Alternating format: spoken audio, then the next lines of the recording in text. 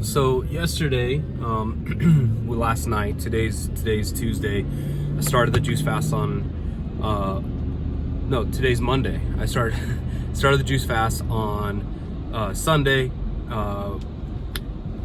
Did I? Man, now I've lost total track. Today's day 3 of the juice fast. How about that?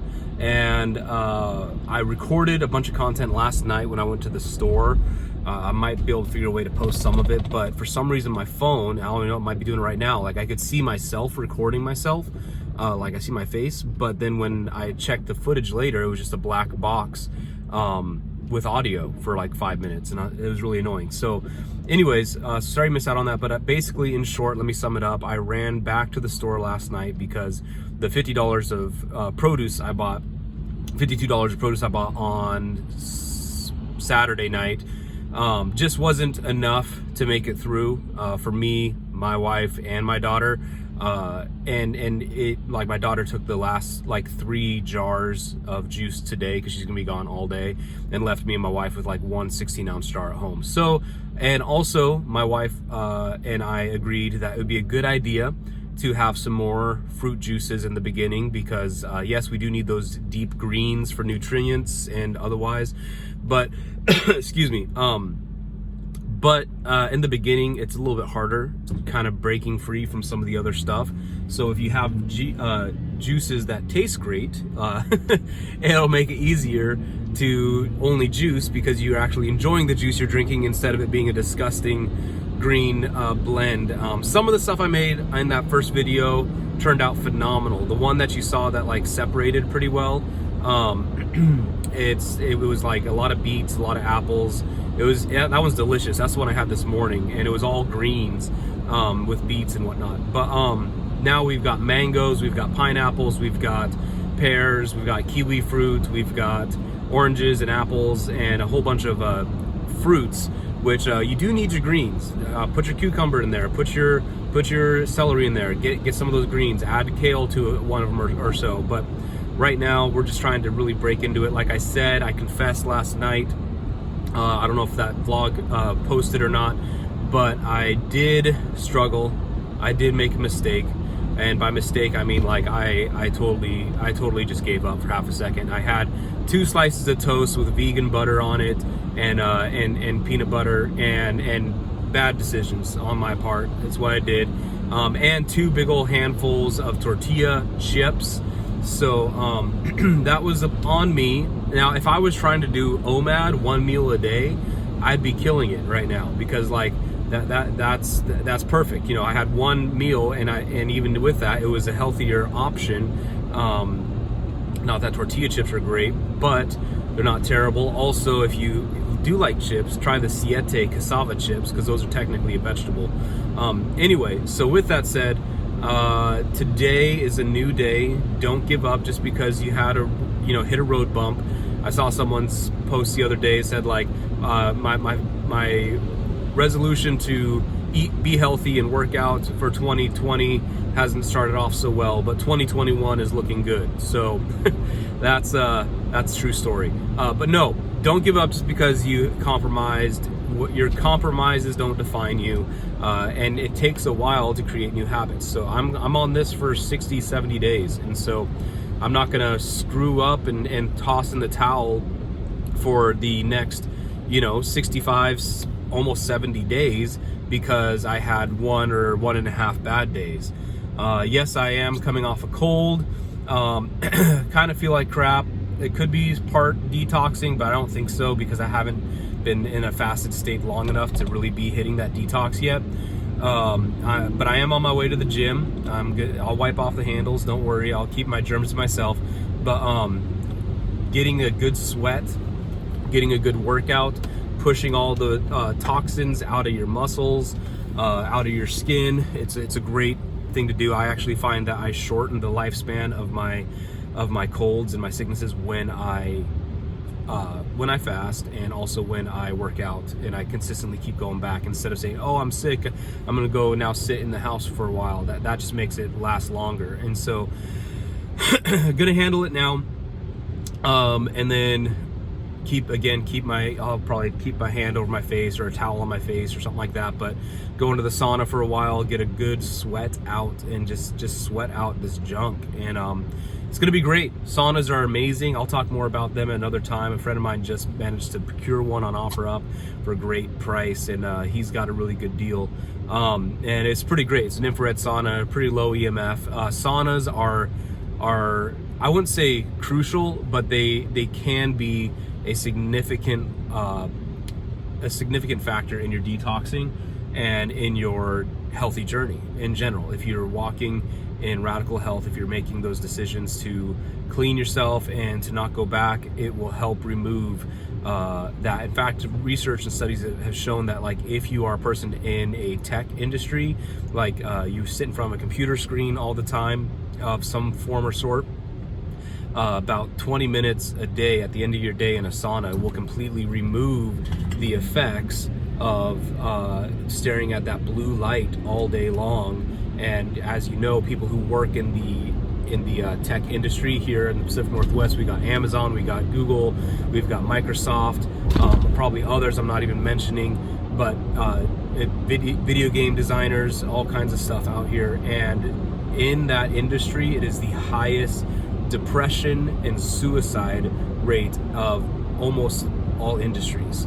I can do more research later, but I'm pretty sure that's what my research last showed me.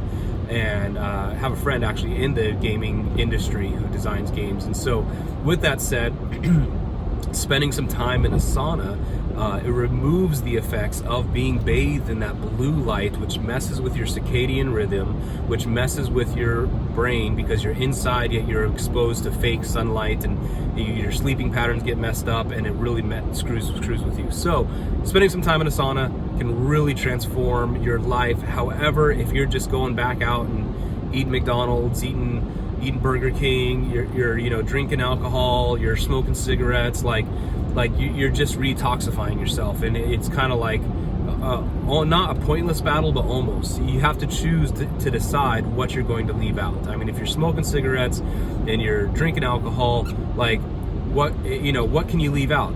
Well, I smoke 5 packs a day. Well, could you smoke 1 pack a day? Start there. Like, then could you not smoke a pack? Like, find things that you can remove, because you're just going to be fighting an uphill battle the longer you keep the things in your life. And that includes all the kinds of junk in our food. We need to be clean. We need to clean our vessels. So here I am on my way to the gym, and I'm going to get after it. Then when I get home, I got to make a bunch of juice. Oh yeah, mangoes too. I've never juiced a mango, so that sounds good. All right, thanks everybody. God bless. All right, so I got the workout done. That was great. I really enjoyed it. In fact, I was feeling so bad this morning with my cold that I literally, it took me about an hour to really get functioning. But once I got up, got going, got hydrated, had a little bit of juice, a little bit of water, got to the gym. I didn't even, after the first couple minutes, I was doing pretty good. I had a couple little but that was it. And now I feel great. I feel like I have energy. I feel like I'm awake. I don't feel like I'm stuck in my cold sickness state for the rest of the day, where I just want to waddle up in a blanket. And I was a little concerned, am I going to expend all of my energy at the gym and then be useless the rest of the day and irritate my wife and kids? But no, I feel pretty good. So with that, I'm gonna go home. I'm gonna go make up some juice with all the fruit and get a good fruit juice in, maybe a little bit of greens. I have some of that beet green I can have if Tara doesn't like it.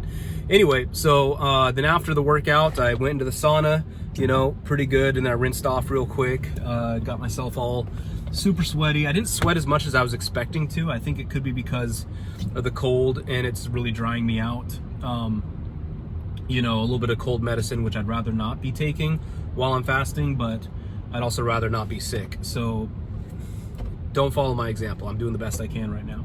With that said, excuse me, I'm heading home now. It's going to be a good rest of the day. Believing in it. Today is going to be no food, only juice, and I'm going to up my water intake because I noticed that I'm pretty dry right now. After being in the sauna, I only sweat maybe half as much as I normally do. So I'm gonna up my water intake today. I got a gallon jug somewhere that I used back when I worked out a lot. So I'll pull that out to try and increase my daily intake back up to a gallon maybe. For my weight, I'm too, oh yeah, weight, I weighed myself this morning. I think I'm down about a pound, because last I weighed myself last week, several days before the fast, I was 237 and a half pounds, and today I was 236 and a half. But I mean, that's not bad. That's pretty good. So weight is a measurement in this instance of progress, because when you're fasting, like that's important. When you're doing stuff like maybe the ketogenic diet, which works for a while, it's a great starter, but it's not sustainable long term, like many years. But it is a great starter, but you have to really get hold of your eating habits afterwards. But in the ketogenic diet, likewise in other diets, your body, what it does is you will burn fat, you'll lose fat, and as your fat cells deplete, they fill up with water and retain water as a placeholder of the fat, expecting those stores to be filled back up.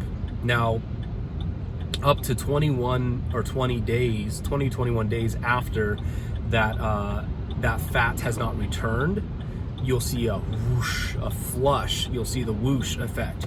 And what that is your cells saying, oh, well, we've been saving room to store more energy for our journeys, for our day-to-day, because food is energy, fat is stored energy for work. And we live in a very prosperous nation where we don't have as laborious as a career or job or otherwise as many people do.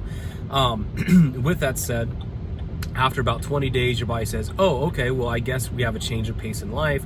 We don't need to reserve this space in these fat cells to replenish, and let's just flush. We'll start using it better. And so about 20 days later, that loss will go, and you'll kind of go in waves like this, where when you lose weight, you'll see yourself going down a pound, down a pound, down a pound, down a pound, plateau. And you're like, why am I not losing weight? Why? You are losing weight. You just might, you're losing fat. You're not losing scale, okay? So when you lose the fat, it's replaced with water, and then that's why you get those plateaus.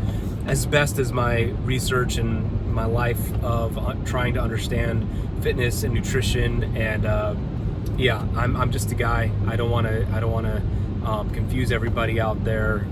But if you want some real truth, some real information, go ahead and follow Dr. Fred Bisci. He's on Instagram. His Instagram is Fred Bisci, B-I-S-C-I.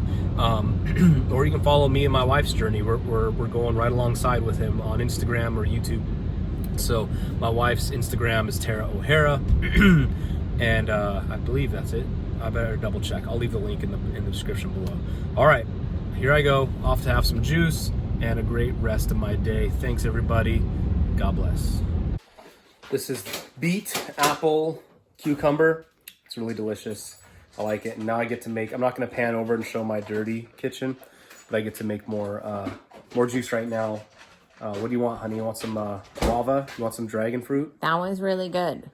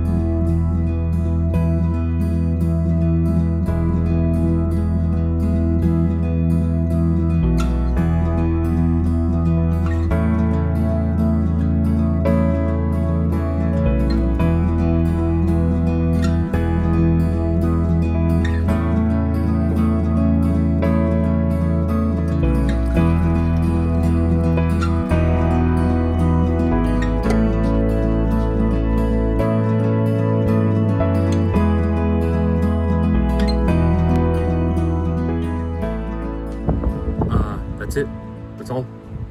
Juice has been made. Tastes good. I needed an outro for my video, so here it is. Follow me on Instagram at kevin.scott.johnson, and I'll see you guys there. Thanks. God bless. See you tomorrow, maybe. Do videos, hopefully. Shalom.